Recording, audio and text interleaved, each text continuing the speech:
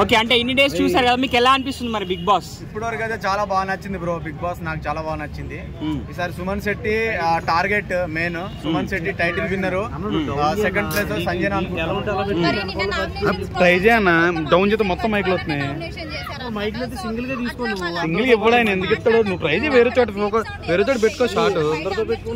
అవును, వేరే చోట పెట్టుకో షార్ట్. చూసుకో, అన్ని కెమెరా ఉన్నాయి కదా, ఎక్కడైనా ఇరుకు. జనాలలో అంటే బిగ్ బాస్ అంటేనే రియాలిటీ షో కదా, వాళ్ళు ఎలా ఉంటారు, ఎలా ఫ్రేమింగ్ కావాలి కదా మాకు కూడా.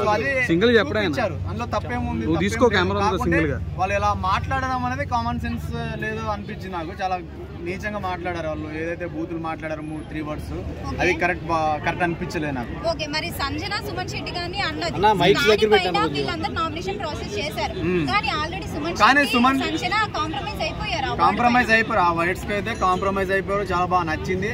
సో అవి వాళ్ళు ఫ్రెండ్స్ కి అయిపోయారు ఇక. అవును.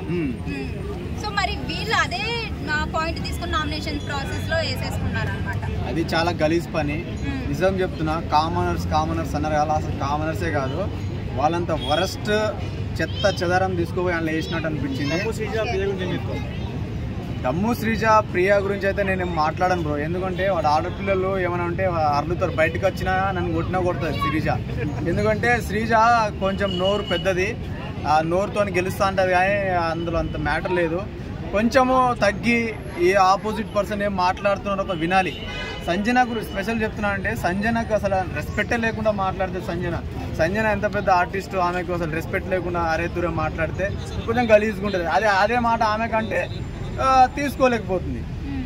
సంజన అంటే ఆమె ఇప్పుడు శ్రీజ ఎవరైతే ఉన్నారో, శ్రీజ నోట్లో నోరు పెట్టడం కంటే నిన్న నామినేషన్లో ఇండైరెక్ట్ గా సంజన ఏవైతే నామినేషన్స్ ఇచ్చిందో, నీ నోరులో నోరు పెట్టడం కంటే డ్రైనేజ్ లో నోరు పెట్టడం బెటర్ అనే ఫీలింగ్ వచ్చింది ఆమె. అంతే, నీతో నేను వాదించలేను, నువ్వు ఏది వచ్చినా నువ్వు ఉల్టనే. ఆమె కొంచెం ఉల్టా మాట్లాడుతుంది, ఏం చెప్పినా వినదు, మాట్లాడుతూనే ఉంటది, అవసరం లేకుండా మధ్యలో దూరుతుంది. అది కరెక్ట్ కాదు. నాగార్జున సార్వి అన్నాడు, అసలు పబ్లిక్ అనుకుంటున్నారో అది ఎగ్జాక్ట్లీ నాగార్జున సార్ చెప్పించుడు, అది హైలైట్ అనిపించింది, నాకు చాలా బాగా నచ్చింది. ఓకే, మరి లవ్ ట్రాక్ మధ్య డిమాండ్ పవన్ కెప్టెన్ అయ్యాడు, తర్వాత కూడా గేమ్ పెట్టింటే డిమాండ్ పవన్ కెప్టెన్ అయ్యాడు. దాని తర్వాత నిన్న నామినేషన్ ప్రాసెస్ లో కెప్టెన్ గా ఒక ఛాన్స్ అయితే ఇస్తే ఎవరిని తీసేస్తారంటే రీతు చౌదరిని తీయకోకుండా శ్రీజన్ తీసారనమాట. సో అది ఎలా చూడొచ్చు? శ్రీజన్ తీసేయడం వల్ల ఇక్కడ హట్ అయిందంటే ఈమెది రీతు చౌదరి బాగా హట్ అయిపోయింది. నిజం, ఆమె ఎక్స్పెక్టేషన్ పీక్ లో ఉండే, నా వల్లనే కెప్టెన్ ఆమె